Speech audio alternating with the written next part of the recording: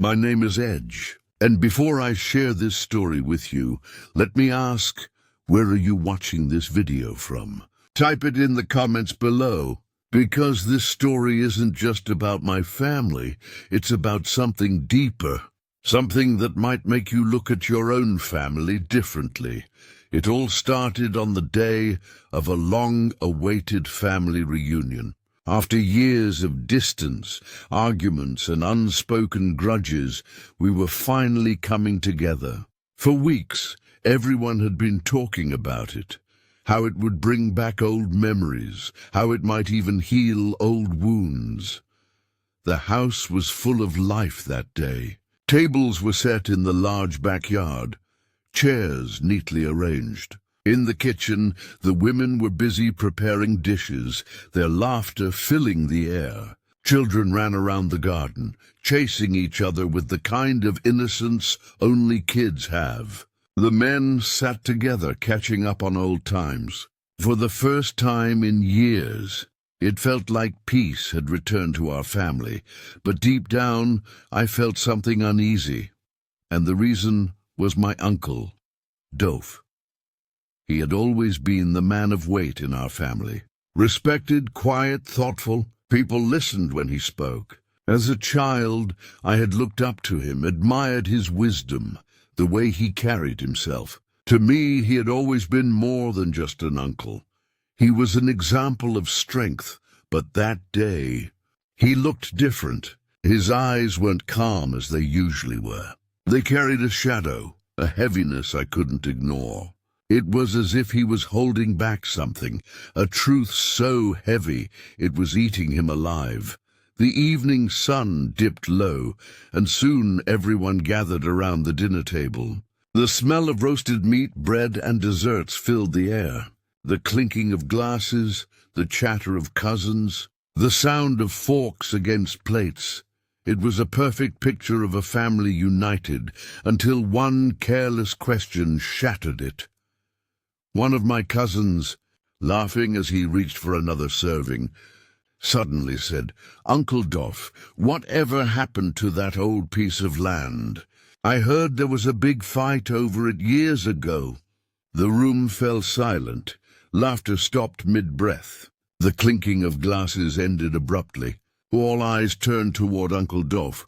I'll never forget the sight. His hand trembled as he held his glass. He set it down quickly, but the faint shaking in his fingers gave him away. His face grew pale, his eyes shifted downward. My heart began to pound. It was clear. Something had been buried deep for decades. And now that single question had ripped the wound wide open. The silence in the room was deafening. Even the children, who had been laughing outside just moments before, seemed quiet. The air grew heavier with each second that passed. Uncle Doph leaned back in his chair, let out a long, weary breath, and closed his eyes for a moment. His lips moved slightly as if he wanted to speak, but the words wouldn't come out. Instead, all that escaped was a faint sigh, a sound filled with regret.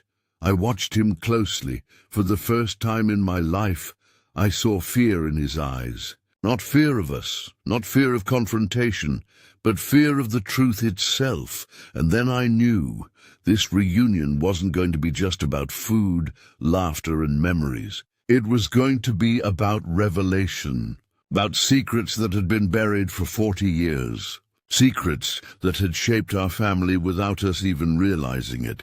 As I sat there staring at my uncle, my mind raced with questions. What was the truth about that land? Why had it been kept a secret all these years? Who else knew? And why did it still haunt him so deeply? I didn't know the answers yet, but one thing was clear. That night, everything we thought we knew about our family was about to change. The silence that followed was unbearable.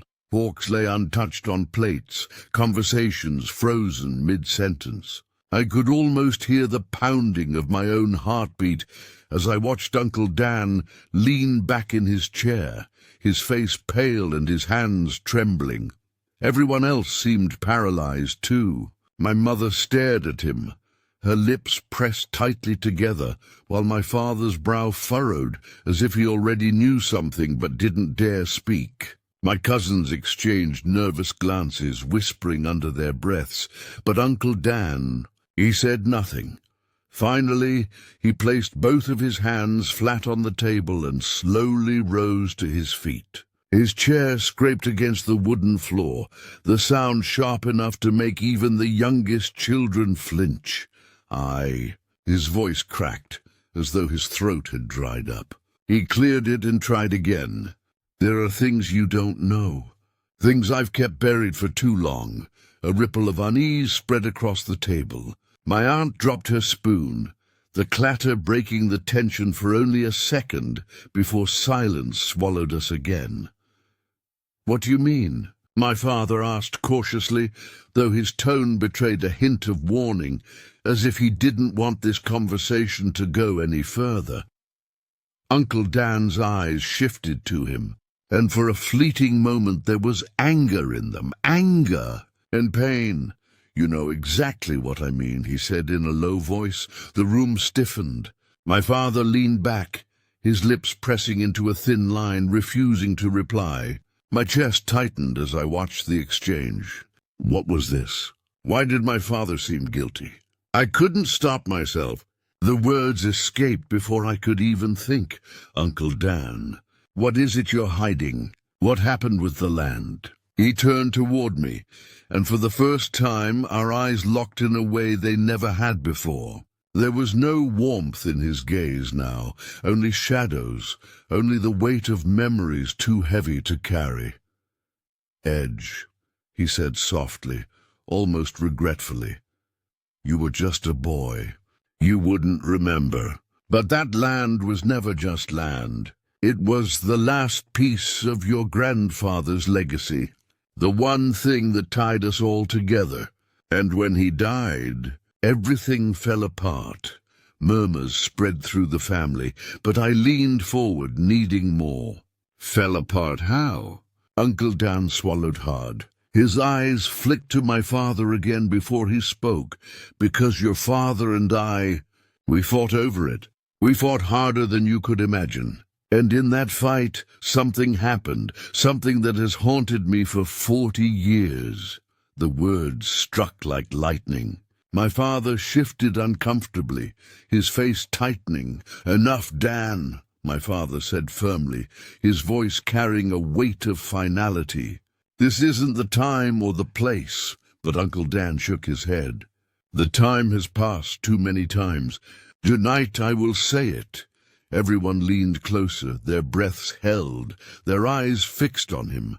The children peeked from the doorway, sensing that something important was unfolding, even if they didn't understand it. Uncle Dan's hands trembled as he gripped the back of his chair, his knuckles turning white. "On the night your grandfather passed, there was an argument," he began slowly. "Your father and I stood in that very house, screaming, accusing, threatening. He wanted to sell the land, to split the money, to move on. But I couldn't let it go. It wasn't about money. It was about honor, about keeping something of our father alive." His voice cracked, and he looked down at the floor as if ashamed. And then something happened, something that can never be undone. The room froze. His words were heavier than iron, but he left them hanging in the air. My skin prickled with anticipation, my pulse racing. "What happened?" I demanded, my voice sharper than I intended. Uncle Dan raised his head, his eyes glistening. He opened his mouth to speak, and then stopped, his lips pressed shut, his jaw clenched tight. He turned his gaze away, shaking his head as though he couldn't bear to finish. The silence stretched unbearably long, until finally he whispered, "If I tell you, this family will never be the same again." The air in the room was suffocating. Everyone sat frozen, as if even breathing too loudly might shatter the fragile silence. My uncle's words, "This family will never be the same again," echoed in my head like a curse. I looked around the table. My mother's face had gone pale, her eyes wide with a mixture of fear and disbelief. My cousins shifted uncomfortably, torn between wanting to know the truth and wanting to run far away from it. But it was my father's expression that unsettled me most. He wasn't shocked. He wasn't even confused. He looked defeated, like a man who had been waiting 40 years for this moment, dreading it all along. "Dan," my father said, his voice low and firm. "Don't." But Uncle Dan shook his head.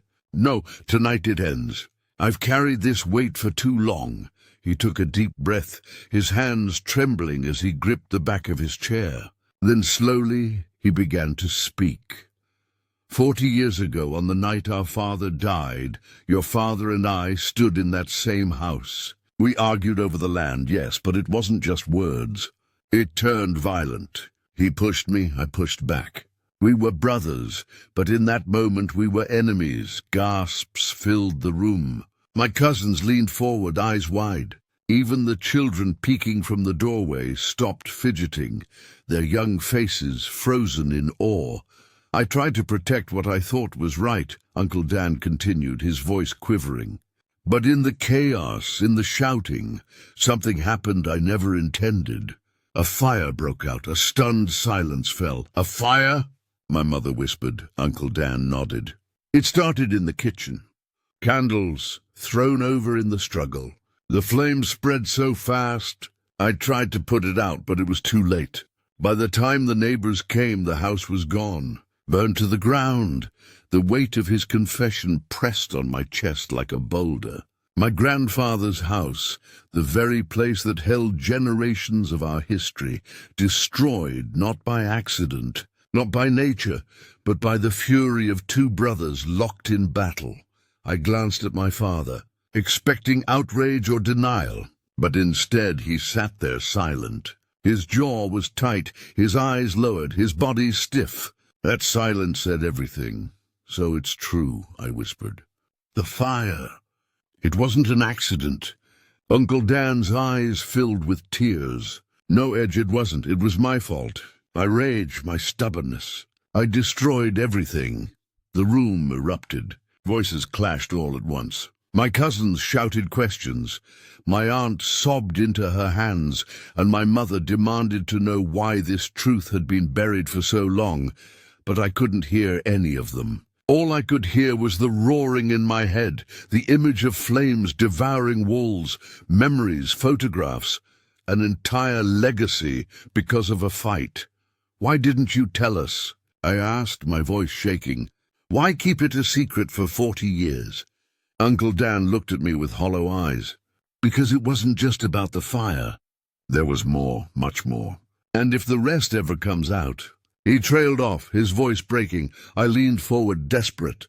"If what comes out?" He shook his head violently, gripping his chair so tightly I thought it might snap. "You don't understand, Edge. The fire was just the beginning. The real secret. It would tear this family apart." The room grew still again, every set of eyes fixed on him. My heart hammered in my chest. "What are you hiding?" I demanded. Uncle Dan's lips trembled, but he said nothing. Instead, he turned his gaze to my father, and that was when I saw it. My father's hand clenched into a fist beneath the table. His knuckles were white, his veins bulging. He wasn't just nervous. He was furious. It hit me like a punch to the gut. My father knew. He knew exactly what Uncle Dan was refusing to say. And suddenly I realized with a chill, the fire wasn't the worst part of the secret. It was only the doorway to something darker. "Ask your father," Uncle Dan repeated, his voice trembling but firm. "Ask him what he did that night, when the flames still burned and the ink was still wet." Every eye in the room turned to my father. The silence was crushing. I could hear only the pounding of my own heart. I swallowed hard, my throat dry. "Dad," I said, my voice cracking, "tell me it's not true. Tell me you didn't. Change the will." For the first time, my father looked directly at me. His eyes were cold, unreadable. "Edge," he said slowly, "sometimes the truth does more harm than good." "That's not an answer," I shot back. "Did you do it?" His jaw tightened, the veins on his neck rising. "I did what was necessary to protect this family. That land, those fields, they would have ruined us if we clung to them like Dan wanted. We needed money, not dirt." Uncle Dan slammed his fist on the table. "Protect the family? You destroyed it. That land was our legacy, and you stole it with your lies." The room erupted. Voices clashed. Cousins shouted at each other. My mother tried to quiet everyone, but the storm was too strong. I gripped the edge of the chair, staring at my father in disbelief. "So it's true," I whispered. "You forged Grandfather's will." His eyes hardened. "I didn't forge it. I corrected it. He would have wanted what I did. Don't twist his memory." Dan roared. "You signed away his blood, his sweat, his sacrifice, for your own greed." The words hit like thunder.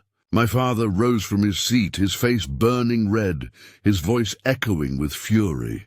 "Greed? You think I wanted this? I carried this family when you were too weak, Dan. I kept us alive, and you buried the truth." Dan shouted back, "For 40 years you let us believe a lie. Do you even understand what that did to me? To all of us." The cousins went silent, caught between two truths, loyalty to the man who raised us and the betrayal revealed before our eyes. I stood slowly, my legs trembling. "Dad," I said quietly, "look at me. You've always taught me to be honest, to never hide. How can I respect you if this is who you are?"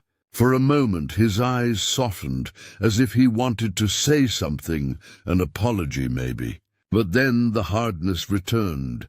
"You'll understand one day," he muttered, "when you have to make a choice that saves everyone, even if it damns you." "No," I said firmly, shaking my head.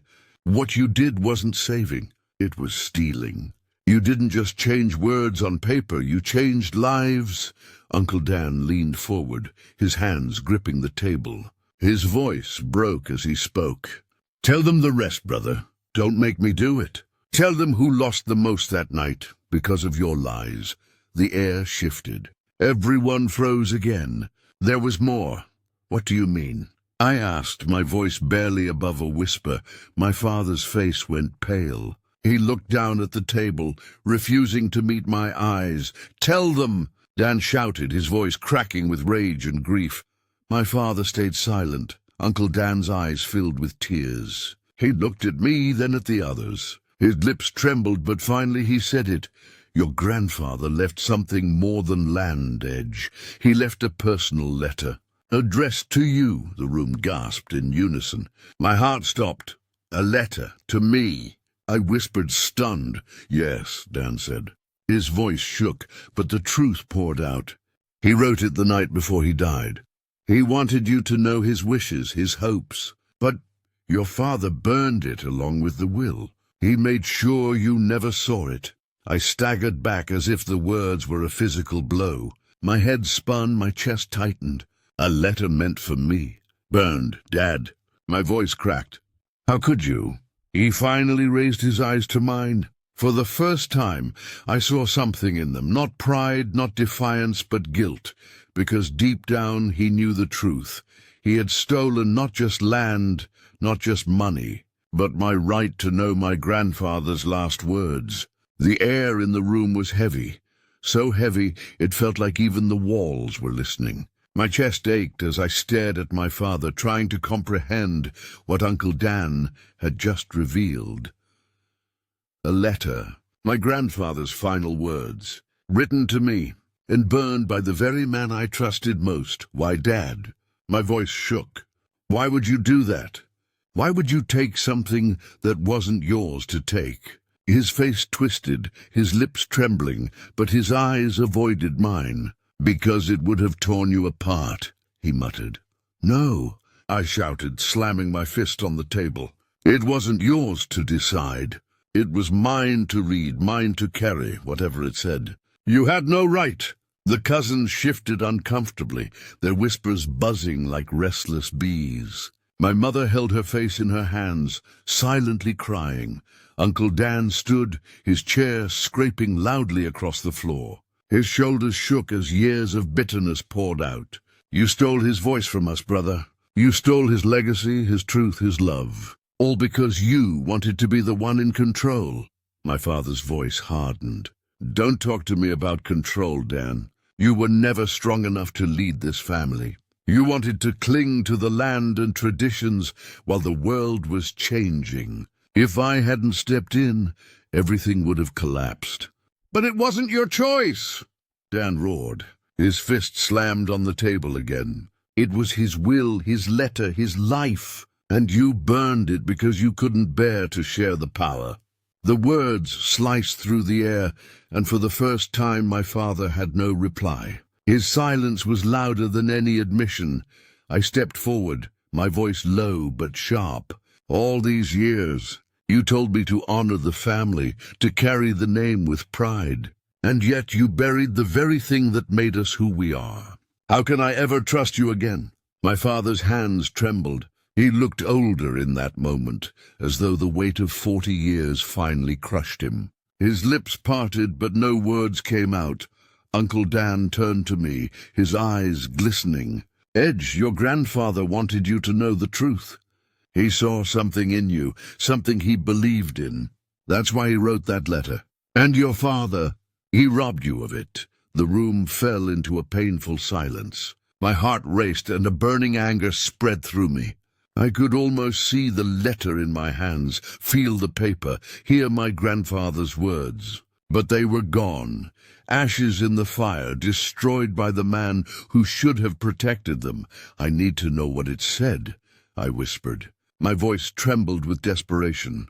"Did you read it, Uncle Dan? Did you see his words?" Dan shook his head slowly, sorrow etched deep into his face. "No, Edge, I never saw it. But I know it existed. I was there the night he wrote it. He told me, 'This is for Edge. One day he will need these words more than anything.'" Tears stung my eyes. My fists clenched so tightly, my nails dug into my palms. I turned to my father again. "So that's it? You burned it, and I'll never know what he wanted to tell me? I'll never hear his last words?" For the first time, my father's voice broke. "I thought I was protecting you, son. I thought the burden was too heavy. I never wanted you to live with the weight of his regrets." "No," I said coldly. "You weren't protecting me. You were protecting yourself." The words hung in the air like a death sentence. My father flinched as though struck. The cousins looked at one another, unsure what to believe. Some had tears in their eyes. Others shook their heads in disbelief. The family was splintering right before us. Uncle Dan placed a trembling hand on my shoulder. "Edge, this is your truth now. Whether or not you ever read that letter, you carry his spirit. And maybe, just maybe, that's what he wanted all along.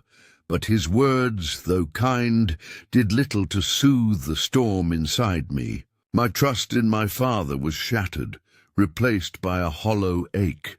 I looked around the room, my voice steady despite the chaos inside. If he thought destroying that letter would bury the truth forever, he was wrong.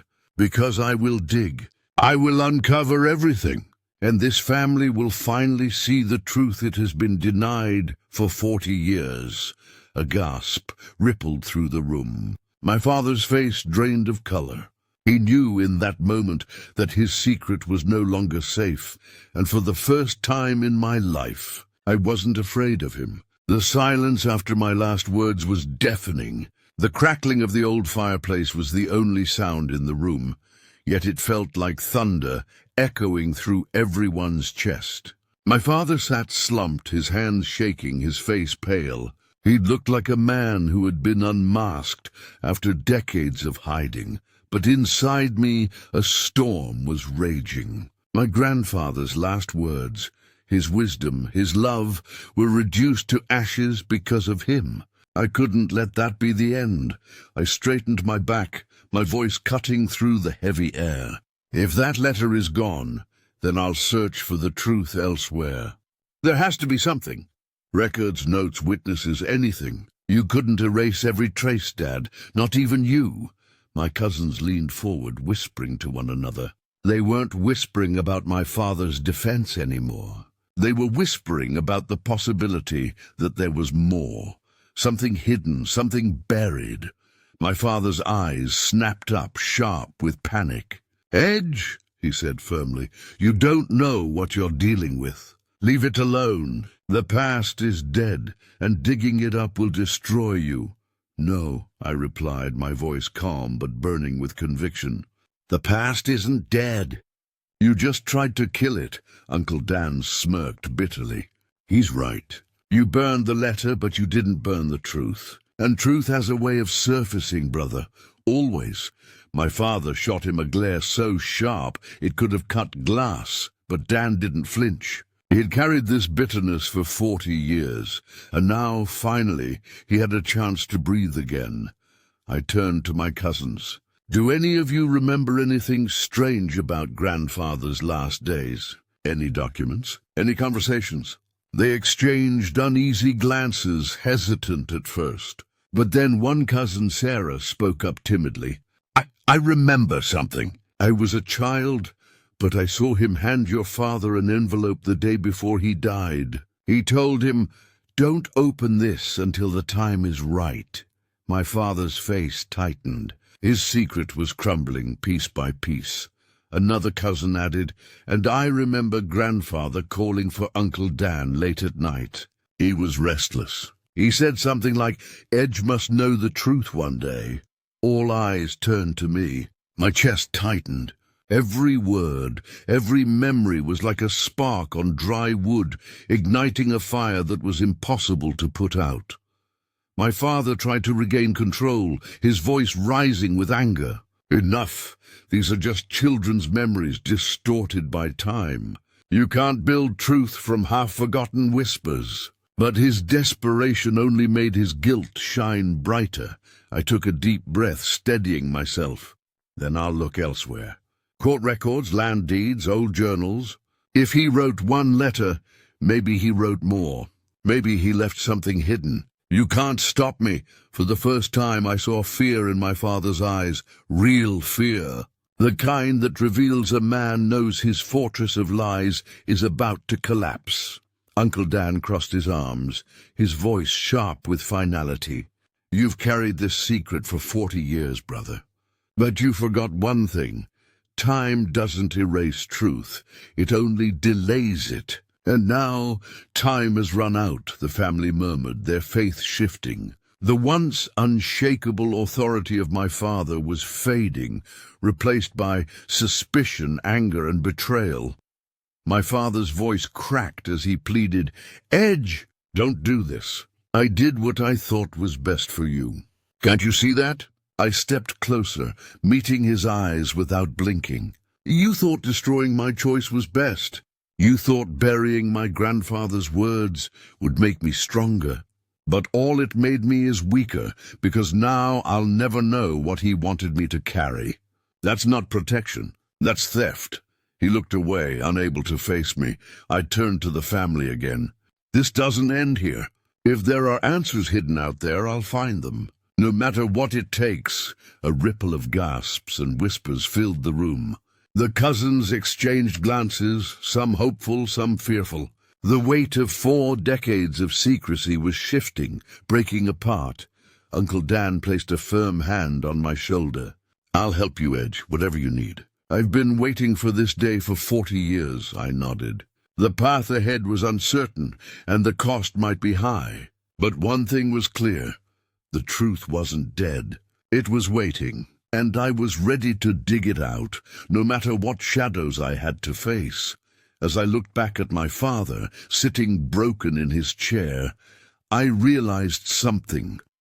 The real story was only just beginning. Dan's eyes burned with a strange intensity as he leaned back in his chair. "Edge, do you realize what it means?" he asked, his voice low, almost trembling. I didn't answer immediately. My mind was still spinning from what he had revealed in the last hours. The so-called family feud wasn't about petty disputes, money, or misunderstandings. It was about a 40-year-old secret buried under lies, betrayal, and deliberate silence. I kept it hidden, Dan continued, his hands tightening around the armrests. Not because I wanted to protect myself, but because I wanted to protect everyone else. If the truth had come out back then, Edge, our entire family would have been destroyed. Families torn apart, reputations ruined, lives broken beyond repair. I did what I thought was best. I stared at him. But don't you think hiding it for so long has caused just as much destruction? He didn't respond immediately. His silence was heavy, almost suffocating. The ticking clock on the wall was the only sound between us. Then he looked at me with a kind of resigned sadness. Maybe I chose the wrong path. But what would you have done, Edge? At 20 years old, when your whole family looks at you with suspicion, when one wrong word could shatter everything, when the truth is too heavy for anyone to carry. I wanted to argue. I wanted to tell him that honesty was always the better choice. But something in his eyes stopped me. They weren't the eyes of a liar. They were the eyes of a man who had carried a weight for decades, and now he was finally collapsing under it. You said earlier, it wasn't your fault, I said slowly. But Dan, whose fault was it then? For the first time that night, his hands began to shake. He reached for a glass of water, but his fingers trembled so much that the glass rattled against the table. He put it back down, staring at the surface like it might offer him an escape. There was someone else, he whispered finally. My pulse quickened. Who? Dan's lips pressed tightly together. He opened his mouth as if to speak, then shut it again, shaking his head. Who, Dan? I pressed harder, my voice sharper now. You've dragged me this far into the darkness. You can't just stop now. If you want me to understand, if you want me to help, you have to tell me everything.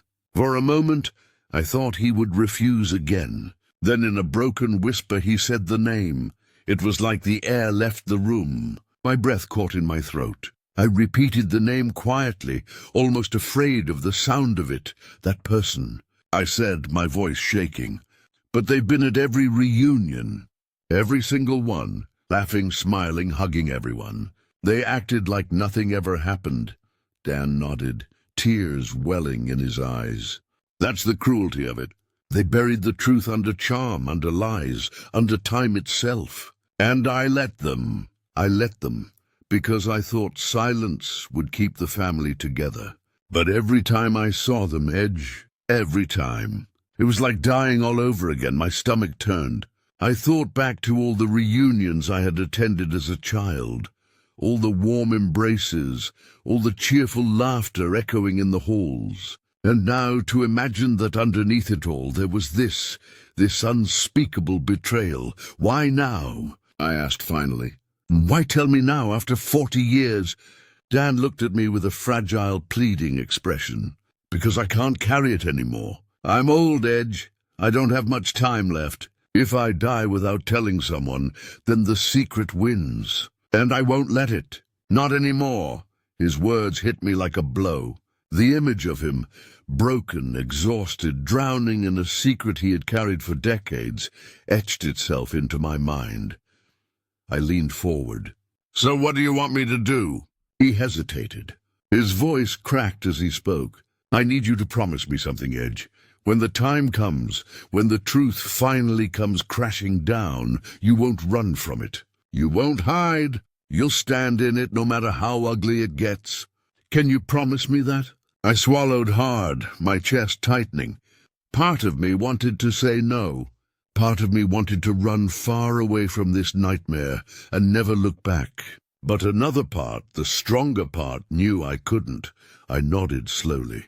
I promise. Dan closed his eyes and let out a long, trembling breath, as if a small piece of the burden had finally lifted. But then he opened them again, and there was a darkness in his gaze I had never seen before. Good, he whispered. Because, Edge, The hardest part is still to come. The room felt colder after Dan's words. The hardest part is still to come. I leaned back, trying to catch my breath, but his warning clung to me like smoke I couldn't escape. "What do you mean by that?" I asked carefully. Dan's eyes glistened. He didn't look at me right away. He stared past me, like he was seeing ghosts that had never left his side. Finally, he said, "The truth doesn't just sit quietly once it's spoken. It moves, it spreads. And when it spreads, it destroys." A shiver ran down my spine. I thought I was prepared for anything by now, but the way he said it made me doubt that. "You said there was someone else involved," I pressed, my voice quieter now. "You gave me a name. But what exactly did they do? What happened that was so catastrophic that you've been burying it for 40 years? His jaw clenched. He rubbed his temples as if the memories were knives digging into his skull. Then with a long sigh, he finally started. "It was the summer of 1985, he said slowly, his voice dropping into a tone that sounded almost like a confession. "The reunion was at our old farmhouse that year. Everyone was there. Your grandparents, your parents, cousins, uncles, everyone. And there was laughter, dancing, food, games, just like the reunions you remember. But beneath all that, something darker was already growing." He paused, glancing at me. "That person, the one I told you about, they weren't just a liar, Edge. They were ruthless. They wanted control. Control of the family's money, the property, and the decisions. They thought they could manipulate everyone into trusting them. And for a long time they did." I frowned. "So it was about money?" Dan shook his head sharply. "No, that was just part of it. The real betrayal wasn't financial. It was personal, very personal." My chest tightened. "Explain." He leaned closer, lowering his voice to a near whisper. "They spread a lie that almost destroyed me. A lie so venomous that if it had stuck, I would have been cast out of the family forever. They told everyone I was guilty of something unspeakable, something that I didn't do.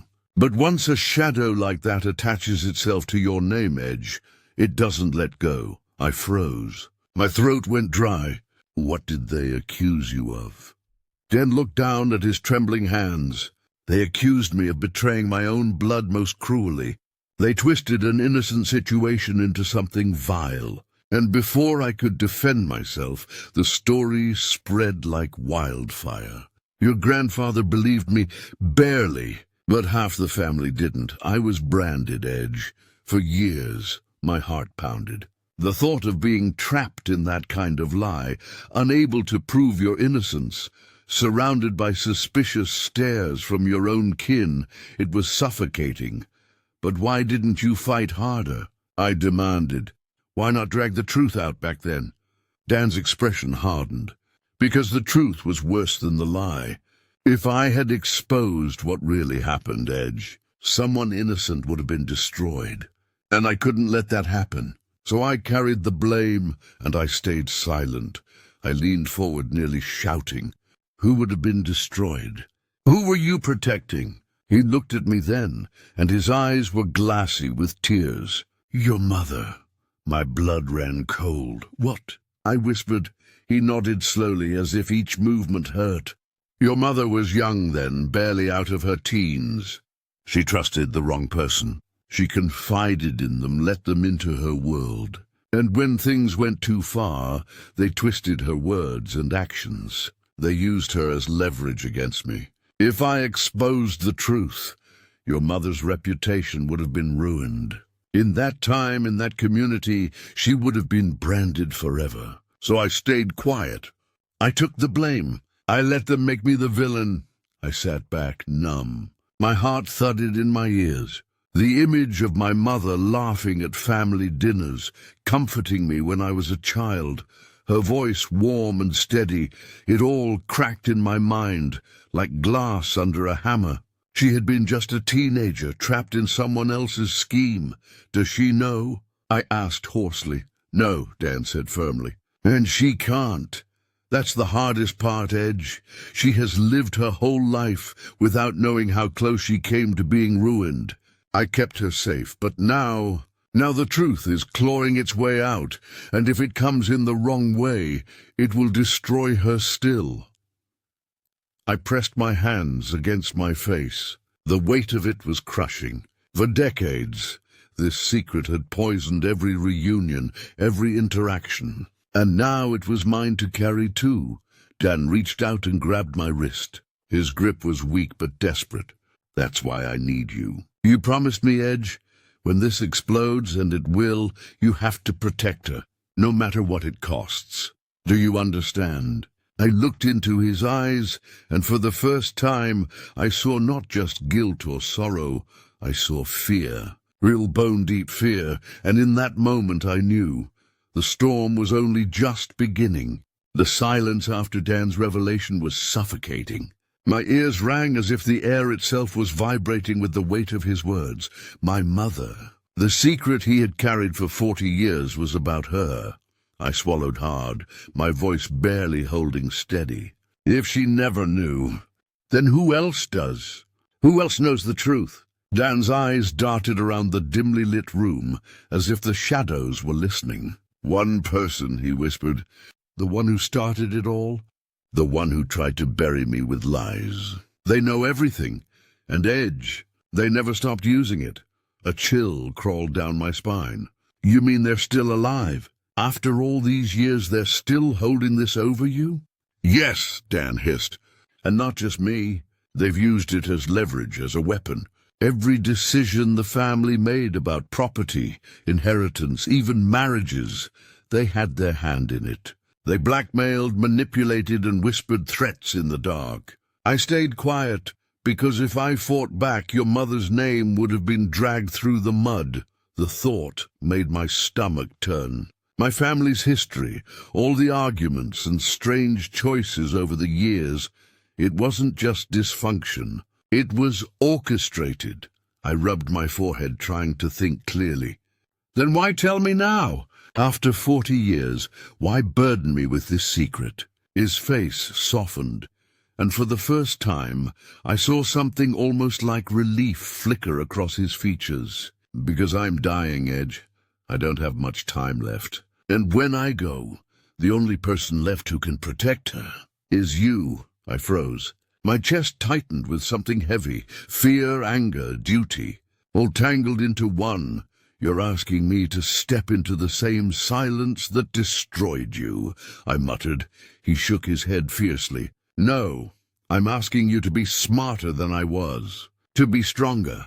You don't have to stay silent, but you do have to be careful. The truth is a blade. It can cut the right person free, or it can cut everyone down at once. That choice will be yours, I wanted to scream. I wanted to demand names, proof, anything solid.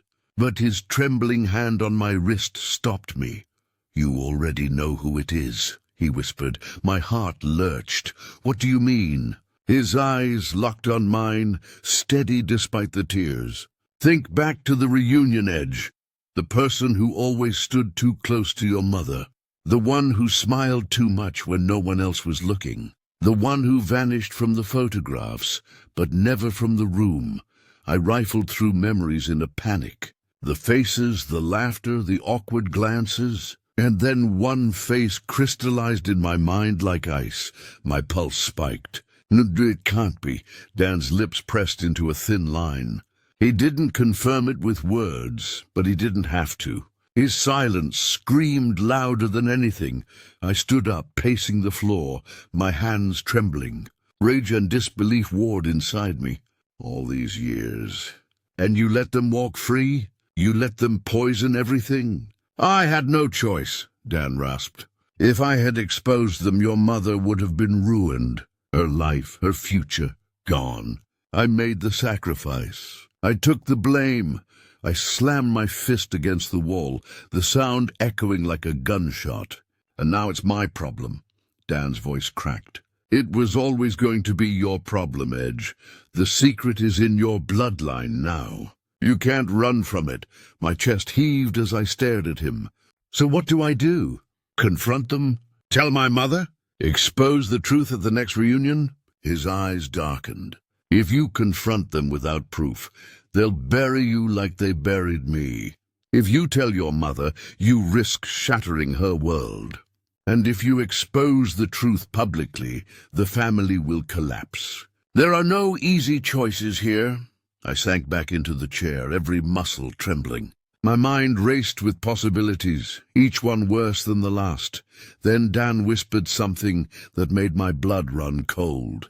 The reunion is next month. They'll be there, and they're planning something. I don't know what, but I can feel it. They've never stopped playing the game, Edge, and you're already a piece on their board. I stared at him, my breath shallow. Next month. 1 month until the storm broke. They're waiting for me to die, Dan said, his voice barely audible. And when I do, they'll strike. That's why I needed to tell you, because when I'm gone, you'll be the only shield left between your mother and the truth. My throat tightened. And if I fail?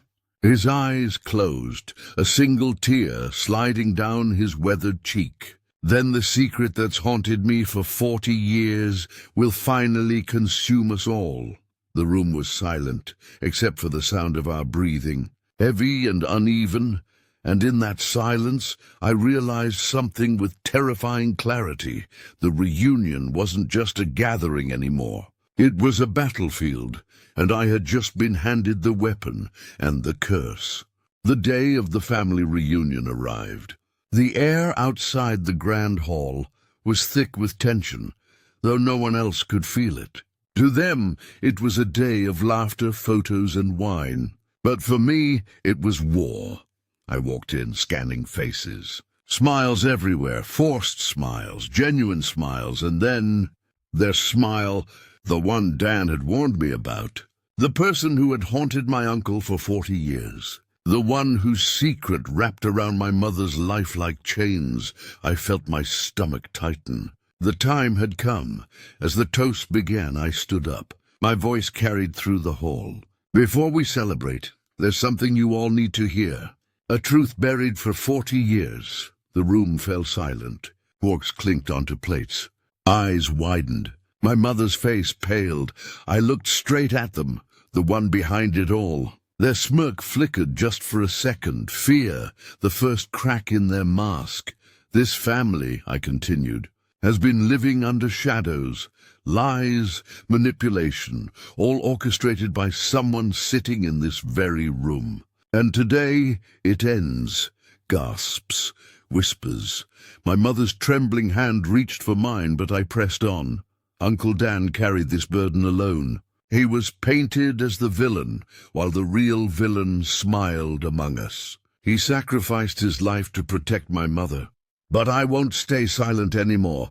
The room turned to chaos. Some defended them, others demanded answers. But one thing was clear, the secret was out. Their power was gone. The person who once controlled us all stood frozen, exposed in front of everyone they had fooled for decades. The arrogance drained from their face, leaving only shame. And in that moment I understood what Dan meant. Truth is a blade. It cut deep, but it freed us. My mother wept not from shame, but from release. For the first time in 40 years, the chains were gone. The reunion ended not with cheers, but with silence, a silence louder than any celebration. And though the family would never be the same, I knew one thing. Justice had finally spoken. I walked out of that hall with my head high, the ghost of Dan's sacrifice walking beside me. He had carried the secret to protect her. I had revealed it to protect us all, and that was my revenge. Friends, tell me this. If you carried a family secret for 40 years, would you stay silent? Or reveal it like I did? Drop your thoughts in the comments. And tell me, where are you watching Mine Sweet Revenge from right now? Before you leave, please, like this video, share it with friends, and subscribe to Mine Sweet Revenge for more powerful, real-life inspired stories. Because remember, secrets rot in silence, but truth always wins.